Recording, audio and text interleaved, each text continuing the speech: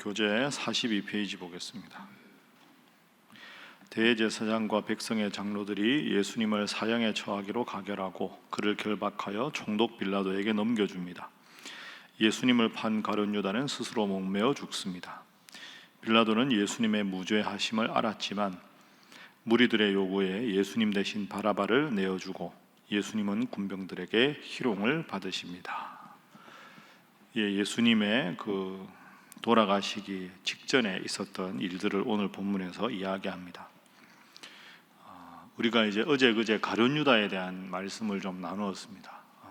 랍비라고 예수님을 끝까지 부르고 예수님이 원하시는 자기의 모습이 되기보다는 자기가 생각하는 구원자의 모습, 딱 그걸 마음 중심에 정해놓고 그게 예수님의 실제 모습과 다를 때 예수님을 은30에 팔아버리는 그런 제자였지요. 자, 근데 그 짓을 벌인 후에 이 가룟 유다의 모습입니다. 자, 3절 한번 보십시오. 자, 3절 말씀 함께 읽어봅니다. 시작. 그때 예수를 판 유다가 그의 정죄됨을 보고 스스로 뉘우쳐 그 은30을 대제사장들과 장로들에게 도로 갖다 주며, 스스로 뉘우칩니다. 가룟 유다가 내가 참 잘못했다. 때늦은 후회, 뒤늦은 후회지요. 그리고는 은30을 도로 갖다 줬는데 그때 은30을 주면서 가룟 유다에게 참 고맙다 막 이렇게 가룟 유다를 종교 지도자들이 축혀 세우지 않았겠습니까? 그들의 입장을 보십시오. 그들이 이르되 4절에 그것이 우리에게 무슨 상관이냐? 잘못은 내가 했으니까 너 스스로 알아서 해라. 아주 매정하게 쌀쌀하게 돌아서는 거죠. 자, 그런데 이 3절 말씀을 우리가 잘 이해해야 합니다. 예수를 판 유다가 그의 정죄됨을 보고 스스로 뉘우쳤다. 이 뉘우쳤다라는 단어를 원문으로 보면 회개한 게 아닙니다. 여러분 이걸 꼭 기억하십시오. 가룟 유다는 끝까지 회개하지 않았습니다. 여기 뉘우쳤다는 말은 원문이 다릅니다. 회개하다라는 단어와 뉘우치다는 단어. 이 뉘우치다는 단어는 더 쉬운 말로 하면 후회하다 이런 뜻입니다. 그래서 첫 번째 기도 제목은 후회 대신 회개하게 하소서 하는 것입니다. 후회 대신에 회개하게 하소서.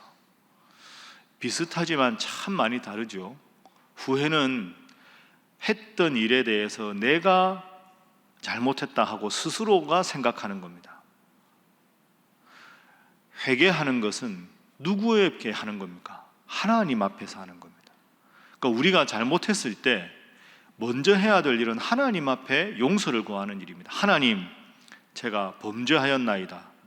저를 용서하옵소서 하고 먼저 하나님 앞에 회개하고 용서를 구하고, 내가 누군가에게 가해를, 내 때문에 피해를 입은 사람이 있으면 그분에게 가서 용서를 구하는 게 두 번째 일입니다. 이 두 가지가 함께 돼야 되는 거죠. 하나님 앞에 먼저 내 잘못을, 죄를 회개하고 그 다음에 내가 잘못해서 힘든 사람에게 가서 용서를 구하는 겁니다. 그래서 하나님 앞에 죄를 사함받고 그 사람에게 내 잘못을 용서받고, 이게 함께 되어야 온전한 게 됩니다. 가룟 유다는 이거 내가 잘못했구나 하고는 뉘우쳤다. 인간적인 회개는 했지만 끝까지 하나님 앞에 인간적인 후회는 했지만 하나님 앞에 회개하지는 않았습니다. 참 안타깝지 않습니까, 여러분? 이 근본적인 원인이 뭐라고 생각하십니까? 거듭 말씀드렸지만 예수님을 구원자로 인정하지 않았기 때문입니다. 예수님의 이름의 뜻이 무엇입니까? 우리가 지난 6월 달에 말씀 주일마다 외웠죠. 마태복음 1장 21절, 자기 백성을 저희 죄에서 구원할 자입니다. 그러니까 예수님이 주님이시다라고 믿는 것은 내 죄를 주님께서는 용서하시고 구원하시는 분이다 하는 게 주님이라는 단어에 포함되어 있는데, 가룟 유다는 예수님을 주님으로 인정하지 않고 선생님으로 인정하니까 주님 앞에 회개하지 않습니다. 하나님이나 예수님 앞에. 예수님을 구원자로 인정하지 않으니까 인간적인 후회는 했지만 그 후회했지만 그 마음에 너무 큰 아픔과 괴로움, 스스로에 대한 미움이 싹트니까 결국은 5절에 보면 스스로 목매어 죽은 겁니다. 여러분, 우리도 원하든 원치 않든 살아가다 보면 잘못할 때가 있습니다. 먼저 하나님 앞에 회개하고, 두 번째로 나 때문에 힘들어하는 분에게 용서를 구하고, 그래서 항상 연약한 우리 인간이지만 회개와 용서를 구하는 그런 성숙한 신앙인 되시기를 주님 이름으로 부탁합니다. 자, 두 번째는 빌라도 앞에 서신 예수님의 모습을 보겠습니다. 11절 이하에 있습니다. 예수께서 총독 앞에 섰음에 총독이 물어 이르되 내가 유대인의 왕이냐? 예수께서 대답하시되 내 말이 옳도다 하시고 대제사장들과 장로들에게 고발을 당하되 아무 대답도 하지 아니하셨다. 신문을 하는데 예수님께서 대답을 안 하셨습니다. 14절, 자, 함께 읽어봅니다. 시작. 한마디도 대답하지 아니하시니 총독이 크게 놀라워하더라. 아멘. 예수님이 왜 한마디도 대답을 안 하셨을까요? 예수님이 얼마나 하시고 싶은 말씀이 많았겠습니까? 하나하나 신문하면 예수님은 잘못이 없으시니까 정확하게 지혜롭게 한 가지 다 예수님 입장에서 말씀하실 수 있었을 겁니다. 한마디도 안 하셨습니다. 왜 그러셨을까요? 두 가지 이유가 있겠죠.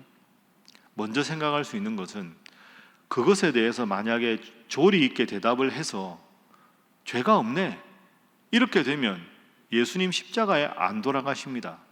그건 하나님의 뜻에 위배되는 겁니다. 하나님은 예수님이 온 인류의 죄를 지시고 십자가에 돌아가시는 게 하나님 뜻입니다. 그러니 예수님은 할 말이 없어서가 아니라 침묵하시는 거죠. 내가 나의 의로움과 나의 정당성을 밝히는 것보다 하나님의 뜻대로 십자가에 죽는 것이 맞다 하고는 침묵하신 겁니다. 두 번째, 당시 상황을 고려해 보면 예수님이 진실을 말씀하신다고 해도 받아줄 사람이 없습니다. 전부 예수님을 죄 없는데 죄 있다고 모함한 사람들인데 어떻게 하든지 단어 하나, 눈빛 하나, 표정 하나에도 꼬투리를 잡아서 계속 예수님을 죽이려고 할 게 뻔하니까 아무리 말해봐야 이건 속위의 경일기가 되는 겁니다. 그때는 차라리 침묵하는 겁니다. 여러분, 말을 안 하는 것과 말을 못하는 것은 차이가 있습니다. 예수님은 말을 못하신 게 아니라 말을 안 하신 겁니다. 말씀해봐야 아무도 받아들일 자세가 되어 있지 않으니까 말씀을 안 하신 거죠. 그러니까 빌라도가 기이 여겼습니다. 자, 이 종교 지도자들의 모습을 보십시오. 이 종교 지도자들의 모습은 참 우리에게 많은 것을 생각하게 합니다. 이 종교 지도자들이 끝까지 지금 예수님을 죽이려고 하고 있죠. 예수님 앞에서 막 많은 말을 하는 지도자들, 하실 말씀이 있어도 아무 말씀도 안 하시는 예수님, 이 두 가지가 딱 대비가 되고 있습니다. 그 두 번째 기도 제목은 때로는 침묵의 지혜를 허락하소서 하는 것입니다. 때로는 침묵의 지혜를 허락하소서. 침묵의 지혜. 여러분, 이게 참 어렵습니다. 그죠? 누군가 나를 모함했을 때 내가 아무리 생각해도 잘못한 게 없는데 막 이야기하고 싶고 뭐든지 물어보세요. 내가 다 속 시원하게 대답할 테니까. 그런데 저도 그렇게 생각하는데 여러분 다 공감하실 겁니다. 사람이 논리적인 걸로 바뀌지 않습니다.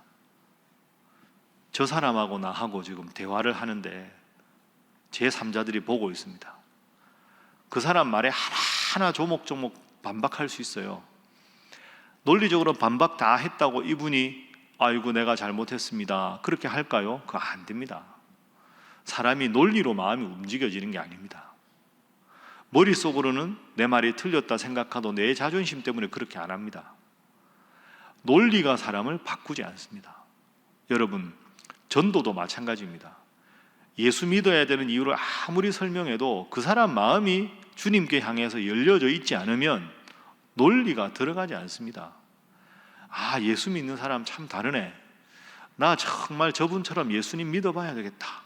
이렇게 마음이 열린 상태는 내가 어색하고 수줍은 듯이 말해도 그 말이 마음에 탁 들어가서 예수님 믿을 마음이 생기는데, 마음이 닫혀 있는 사람에게는 아무런 말도 아무리 설득력이 있어도 소용이 없습니다. 예수님이 침묵하신 거죠. 할 말이 없어서가 아니라 때로는 침묵이 웅변보다 더 깊은 울림으로 다가갈 수 있기 때문입니다. 이게 지혜입니다. 내가 지금 이 말을 해야 될 때인가, 침묵해야 될 때인가. 내 입장만 생각하면 막 말하는 게 맞을 것 같은데, 때로는 주님이 아시니까, 주님께서 때가 되면 다 해결해 주실 테니까 제가 침묵하겠습니다. 이게 훨씬 더 지혜로울 수 있다. 그래서 침묵과 대화 사이에 우리에게 깊은 지혜를 하나님 주셔야 우리가 신앙생활에서나 인간생활에서, 사회생활에서 실수를 하지 않을 수 있는 거죠. 한 말씀도 대답하지 않으신 주님, 이 예수님의 모습을 꼭 기억하면서 침묵과 대화 사이에 하나님 뜻대로 살아가는 여러분들 다 되시기를 주님 이름으로 부탁합니다. 자, 마지막은 빌라도에 대해서 한번 생각을 해보겠습니다. 자, 빌라도를 보십시오. 빌라도가 가만히 들어보니까 예수님 죄가 없습니다. 죄가 없는데? 이런 생각을 하게 되죠. 자, 그래서 빌라도가 하나 꾀를 냅니다. 17절에 보면, 그들이 모였을 때 빌라도가 물어 이르되 너희는 내가 누구를 너희에게 놓아주기를 원하느냐, 바라바냐 그리스도라 하는 예수냐. 명절에 우리로 말하면 그 광복절 특사 뭐 이런 식으로 풀어주는 예가 있으니까, 내가 이렇게 물어보면 바라바는 극악무도하니까 예수를 놓아달라 그러면 그냥 놓아주면 되겠다, 이렇게 꾀를 낸 겁니다. 그런데 이 사람들은 그렇게 안 합니다. 자, 20절, 대제사장들과 장로들이 무리를 권하여 바라바를 달라 하게 했다. 예수는 죽여라. 빌라도가 당황했겠죠. 그 앞에 보면 빌라도의 아내가 19절에 꿈을 꾸었는데, 저 사람은 잘못이 없습니다. 당신 저 사람 나쁜 짓 하면 안 돼요. 저 사람 풀어줘야 돼요. 아내도 그렇게 말하고, 자기 생각해도 죄가 없고, 그러니까 나름대로 꾀를 냈는데 이 사람들은 바라바를 풀어주시오, 예수는 죽이시오, 이렇게 말합니다. 빌라도 입장이면 고민이 되겠죠. 자기가 총독으로서 판단하기에 예수님은 죄가 없고, 아내도 그렇게 부탁하고, 근데 이 사람들은 예수님을 죽이라고 하고, 그러니까 자기가 총독으로서의 양심과 정치적인 야망 사이에 갈등하는 겁니다. 그런데 왜 이런 일이 생기느냐? 그 당시 유대 땅은 로마의 지배하에 있었습니다. 그러면 로마의 황제를 대신해서 로마 땅을 다스리는 사람이 총독이었죠. 뭐 도둑질을 했거나 서로 분쟁이 있는 사소한 일은 이 유대의 사내들인 공의회에서 종교 지도자들이 해결할 수 있지만, 사람을 죽이는 일에 대해서는 총독만이 할 수 있습니다. 그러니까 생사 여탈권은 빌라도만 가지고 있는 겁니다. 그러니까 아무리 이 사람들이 죽이라고 해도 로마 황제를 대신했던 총독이 죽이는 걸 허락하지 않으면 사람을 죽일 수는 없는 거죠. 그러니까 이 최종적인 판단은 빌라도가 해야 합니다. 그 사도신경 외울 때마다 본디오 빌라도에게 고난을 당하사 십자가에 못 박혀 죽으시고 하는 이유도 생사 여탈권이 빌라도에게만 있기 때문입니다. 그러니까 빌라도가 고민하는 겁니다. 죄가 없는데 저 사람들은 죽이라고 한다. 빌라도가 어떻게 합니까? 선택을 보시죠. 자, 23절. 빌라도가 이르되 어찌미냐, 저 예수가 무슨 악한 일을 하였느냐. 그들이 더욱 소리질러 이르되 십자가에 못 박혀야 하겠나이다.